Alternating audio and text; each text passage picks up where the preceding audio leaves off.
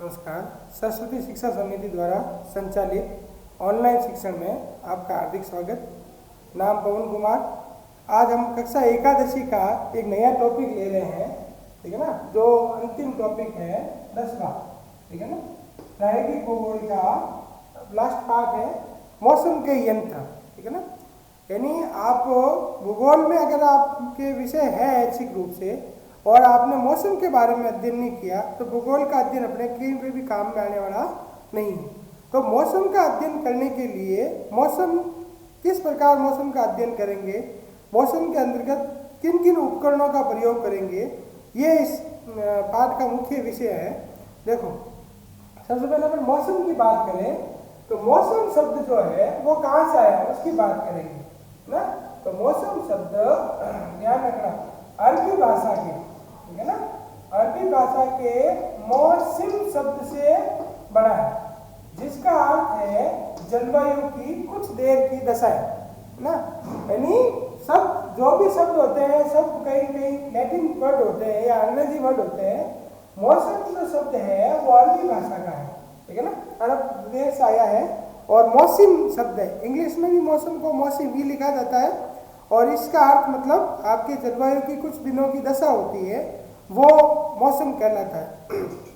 मौसम परिवर्तित होता रहता है ना। यूँ तो है नहीं भाई कि जलवायु तो काफ़ी लंबी दशाएं होती है 25-30 साल की मौसम की, उसे कहते हैं। लेकिन मौसम तो सुबह अलग हो सकता है, दोपहर को और शाम को भी अलग हो सकता है। सर्दी, गर्मी, वर्षा, अलग अलग ऋतु में अलग अलग मौसम होते हैं, ठीक है ना।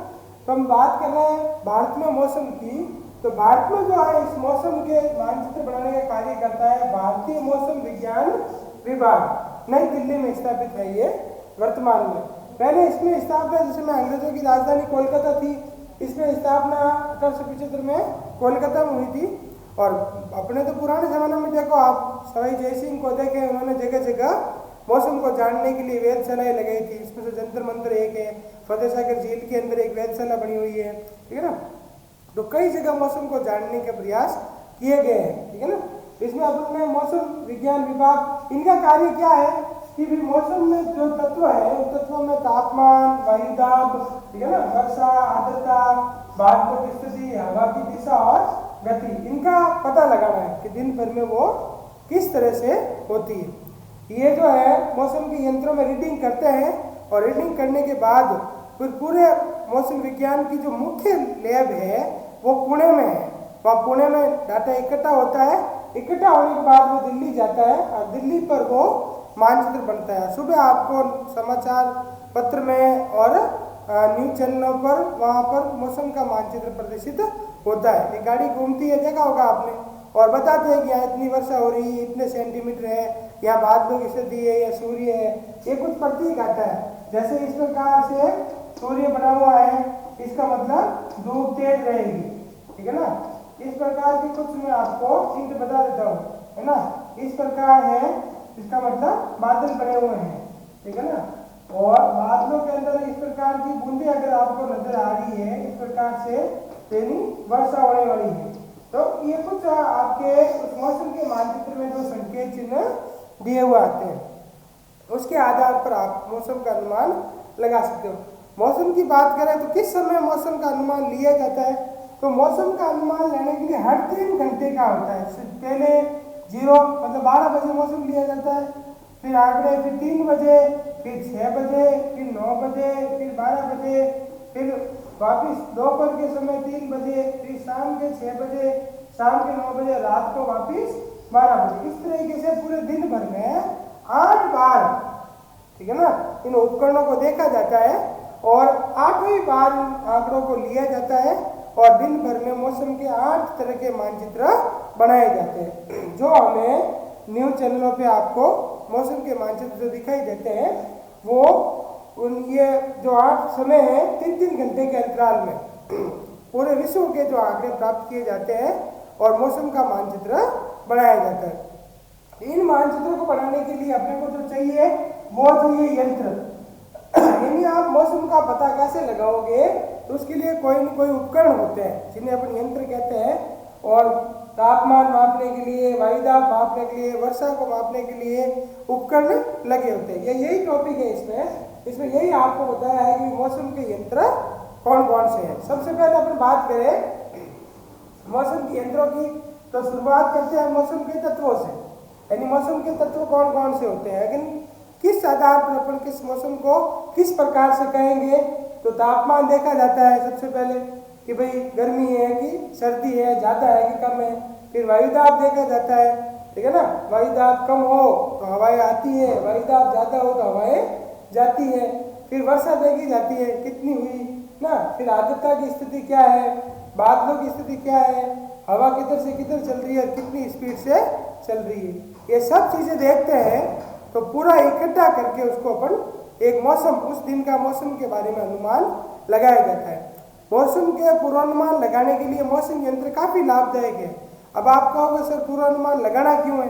पूर्वानुमान इसलिए लगाना है क्योंकि अपने तो कुछ फर्क नहीं पड़ता, लेकिन उन लोगों को फर्क पड़ता है जो नाव चलाने वाले हैं, मछुआरे हैं, अपने जलपोत है, जो नौसेना है या जो हेलीकॉप्टर चलाने वाले पायलट हैं, उनको मौसम का काफ़ी इफेक्ट पड़ता है। जैसे उनकी नावें जो समुद्रों के अंदर होती है, खराब मौसम है तो वो अनुमान लग जाए तो उसको बाहर निकाला जाता है। अपने किसानों को भी मौसम के पूर्वानुमान की जरूरत पड़ती है, कारण कि किसान किस समय खेती करेंगे, किस समय फसल बोएंगे, काटेंगे, ये सब चीज़ें मौसम के पूर्वानुमान के आधार पर चलती है। समय रहते अगर पूर्वानुमान सही लग जाता है तो इनको लाभ होता है, अगर पूर्वानुमान नहीं लगाया जाता है तो शायद नुकसान भी उठाना पड़ सकता है। तो फिर हम बात करें मौसम के तत्वों में, ठीक है ना, तो सबसे पहले अपन बात करते हैं तापमान, ठीक है ना, यानी तापमान जो है किसे कहते हैं।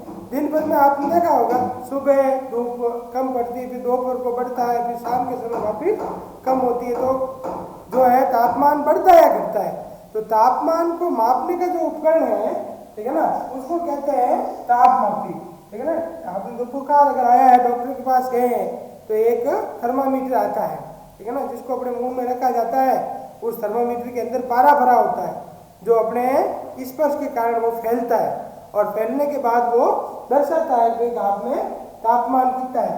तापमान मापने की दो इकाइयाँ हैं, डिग्री सेंटीग्रेड या डिग्री फ़ारेनहाइट भी कहते हैं, सेंटीग्रेड को सेल्सियस भी कहते हैं, ठीक है ना।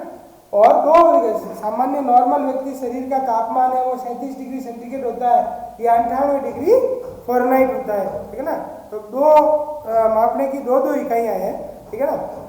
इसमें अगर बात करें तो जैसे नॉर्मल वे में देखें तो 100 डिग्री सेंटीग्रेड तापमान है ना, उसमें पानी उबल जाता है, ठीक है ना, और 0 डिग्री सेंटीग्रेड तापमान पे पानी बर्फ पड़ जाता है ना।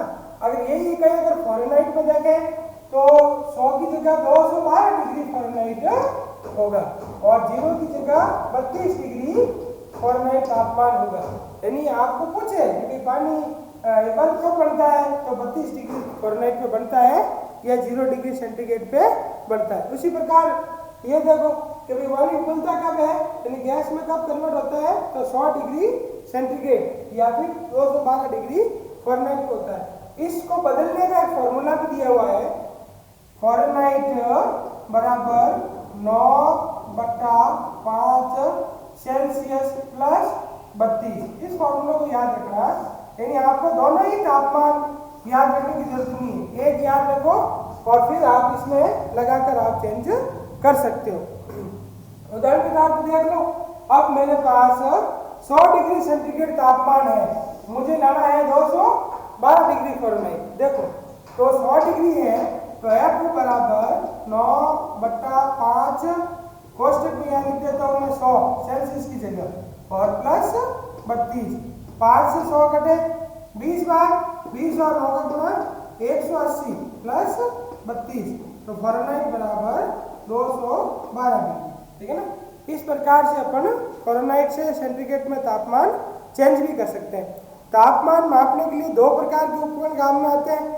एक तो उपकरण है जिसमें अधिकतम या न्यूनतम एक का ही पता लगता है, जो डॉक्टर के पास जो उपकरण होता है इस प्रकार की नली होती है, ठीक है ना, और नली के नीचे की साइड में यहाँ पारा भरा हुआ होता है ना, आधी नली तक भरी होती है और ऊपर से नली को ऐसे बंद, बिल्कुल बंद होती है, अपने मुंह में डालते हैं ये पारा होता है, इसमें मरकरी कहते हैं पारा को अंग्रेजी में, या फिर एल्कोहल भी हो सकता है, वो भी तापमान मिलने पर बढ़ता है। तो पारा मुख्य रूप से होता है शरीर का तापमान जैसे ही लगता है, और इसमें इकाइयाँ 10, 20, 30, 40, 50, 60, 70, 80, 90, 100 ये इकाइयाँ लिखी हुई होती है, फिर सेल्सियस लिखा होता है।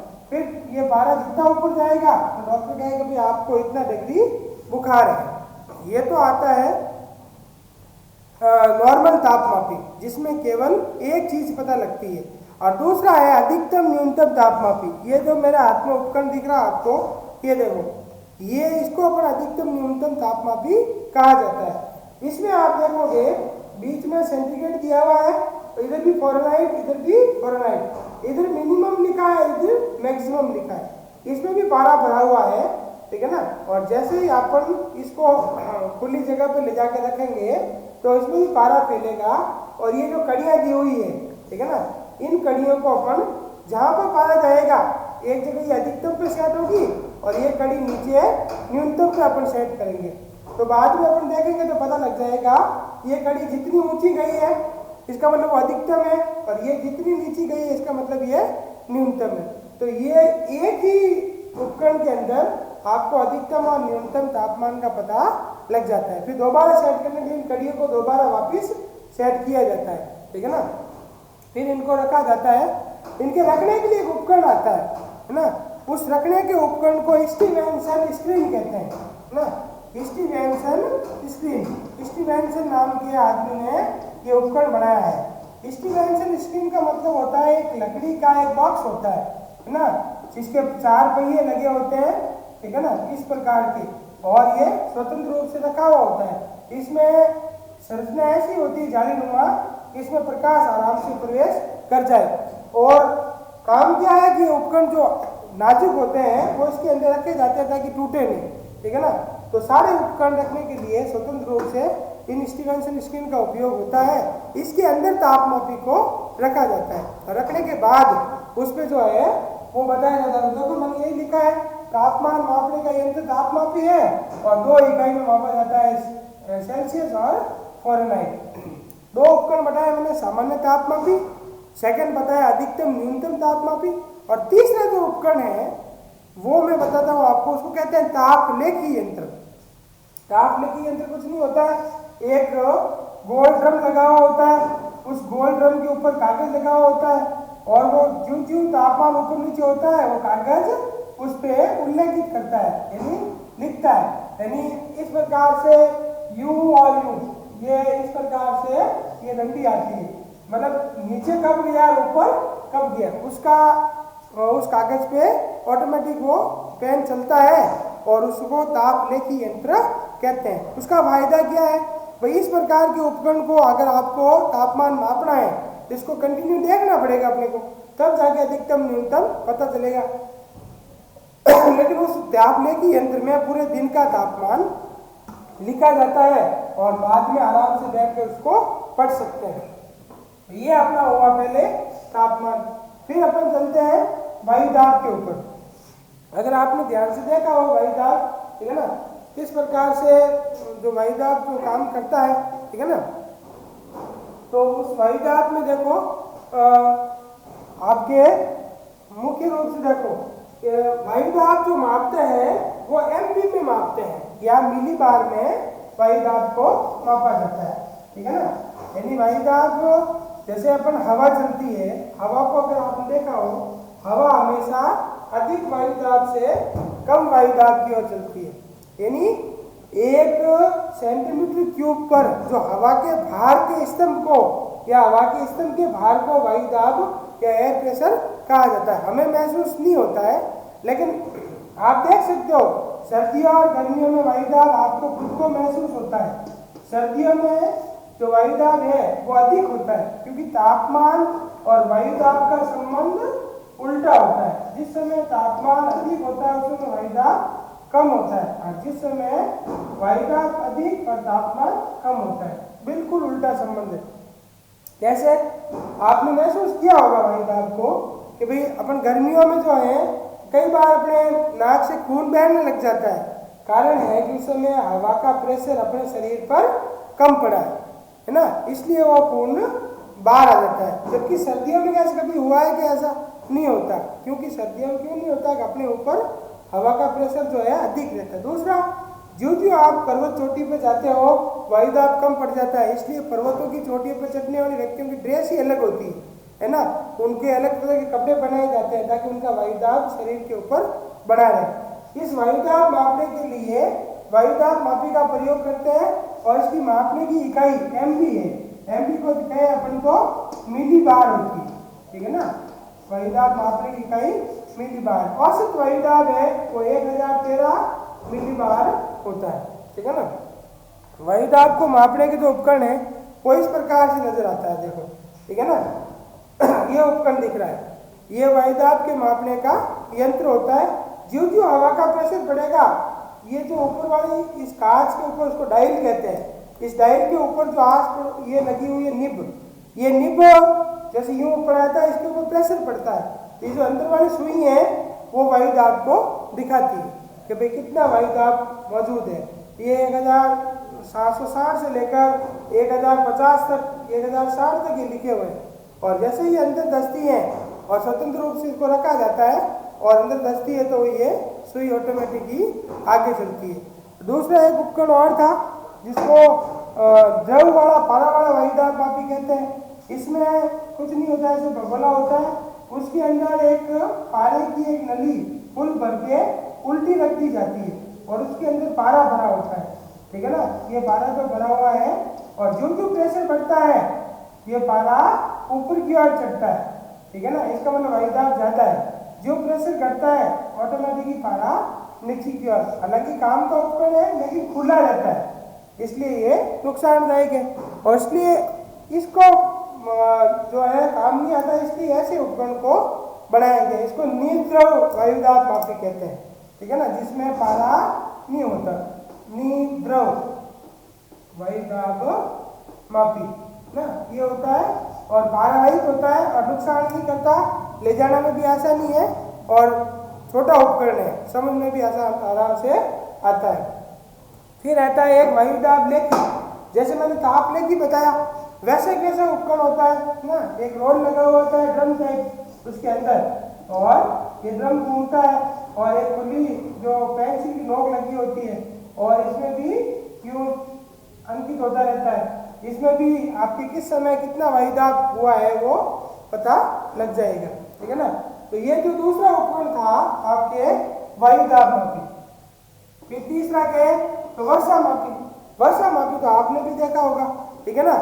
एक बोतल ले सकते हैं अपन घर पे बनाने के लिए, पानी की जो बोतल आती है उस बोतल को अपन ले सकते हैं और बोतल लेने के बाद क्या करेंगे उसको काट कर वापिस उल्टी दिशा में उसको फिट कर लेंगे, पता लगेगा। और ये बोतल होती है पानी की ना, इसको मैंने काट दी और काटने के बाद वापिस उल्टी दिशा में इसके अंदर ऐसे मूव करके इसमें बोतल को फिट कर दी ये ना। फिर इसके अंदर एक अपन स्केल टाइप लगा सकते हैं, ठीक है ना। मान लो 10, 20, 30, 40 ये मिलीमीटर लिखा हुआ, ठीक है ना। जैसे ही वर्षा होती स्वतंत्र रूप से उसको जहाँ वर्षा हो रही बूंद बूंद तो वहाँ उसको ले जाकर रख सकते हो। अब इसमें जितनी बूंदें प्रवेशित होगी उतना ही पानी ऊपर की ओर आएगा ना। और आप इस स्केल की सहायता से माप सकते हो कितने सेंटीमीटर या कितने मिलीमीटर वर्षा हुई, ठीक है ना। तो इस तरह का उपकरण जो है वर्षा मापी कहलाता है, ठीक है ना। वर्षा को मापते हैं दो इकाइयों में, मिलीमीटर या इसको सेंटीमीटर में माप सकते हैं। ज़्यादा होती है तो सेंटीमीटर मापते हैं, नहीं तो मिलीमीटर में मापा जाता है।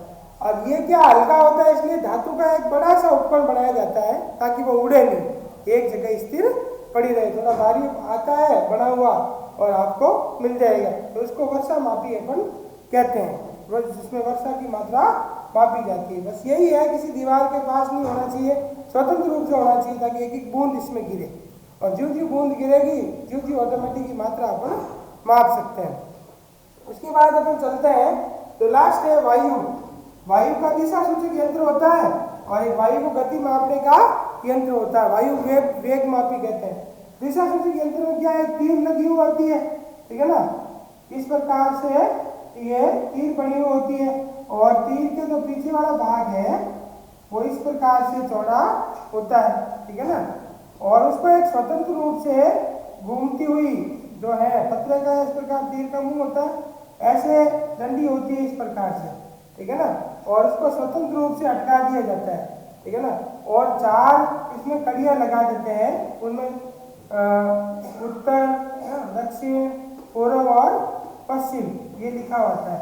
ये उपकरण, अब इन उपकरण में जैसे आवाज चलती है, जिधर से हवा आ रही है उधर ये नॉक हो जाएगी और जिधर आवाज आ रही है उधर ये पूंछ हो जाएगी ऑटोमेटिकली। उससे हवा की दिशा का पता चलता है कि हवा पूर्व से पश्चिम की ओर बह रही है या उत्तर से दक्षिण की ओर बह रही है।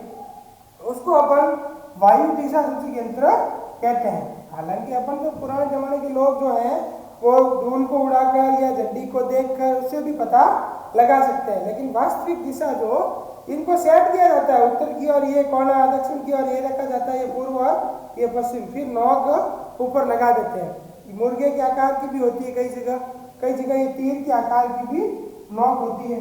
ये लगाने के बाद दिशा को देखा जाता है, जिसको अपन दिशा सूचक यंत्र का कहते हैं। उसी प्रकार ऐसा उपकरण आता है जिसमें घूमता है, घूमने से दिशा की स्पीड या गति के बारे में पता चलता है, उसको अपन वायु वेग मापी भी कहते हैं। इस तरह से देखा आपने कि मुख्य रूप से जो यंत्र थे अपने, जिनके द्वारा अपन मौसम को समझा जाता है, वो मौसम के यंत्र कहलाते हैं, ठीक है ना। तो मेन इसमें यही है, भारतीय मौसम विभाग की स्थापना नई दिल्ली में 1875 में कोलकाता में हुई। वर्तमान में दिल्ली कार्यालय मौजूद है। ये ध्यान रखना, तापमापी से मापा जाता है, डिग्री सेल्सियस, डिग्री फ़ारेनहाइट इकाई है। वही ताप मापी से मापा जाता है, इकाई मिलीबार है और 1013 मिलीबार औसत जो वायुदाब है। वर्षा मापने की इकाई मिलीमीटर या सेंटीमीटर में होती है। दिशा सूचक यंत्र और वायुदाब मापी, ताप मापी किस प्रकार से कार्य करते हैं, ये मैंने आपको आज बताया है। धन्यवाद।